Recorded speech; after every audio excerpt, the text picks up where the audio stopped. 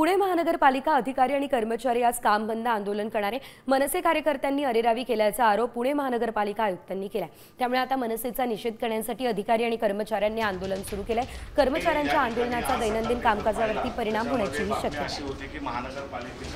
या संदर्भात अधिकची अपडेट घेऊयात आमचे प्रतिनिधी सागर आबाड यांच्याकडून। सागर, आपण पाहतोय मनसेचा निषेध बघायला मिळतोय आणि आज कर्मचाऱ्यांनी थेट कामच बंद ठेवलेलं आहे। काय अपडेट या संदर्भात, कशा प्रकारे हे आंदोलन असेल?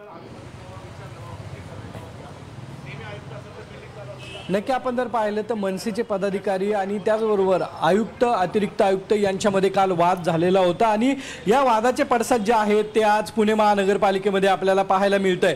पुणे महानगरपालिकेच्या कर्मचारी संघटनेने आज पूर्णतः काम बंद आंदोलन जे आहे ते पुकारलेलं आपल्याला पाहायला मिळतंय। याचा परिणाम जो आहे तो सामान्य पुणेकरांच्या कामावरती होणार आहे। आता जर पाहिलं तर पालिकेच्या गेटवरती सुरक्षा रक्षक जे आहे ते तैनात करण्यात आलेले आहेत।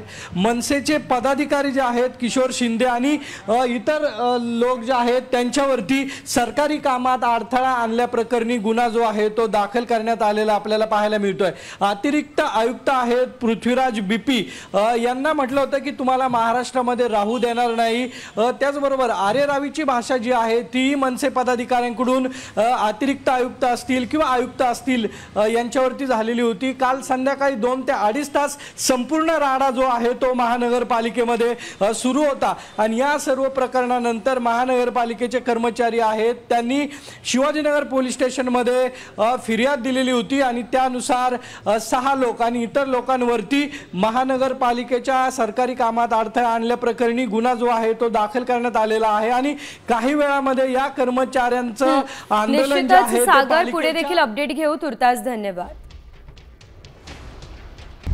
आता isakal.com आहे देशातील नंबर 1 ची मराठी न्यूज वेबसाईट। प्रत्येक अपडेटसाठी isakal.com ला नक्की भेट द्या।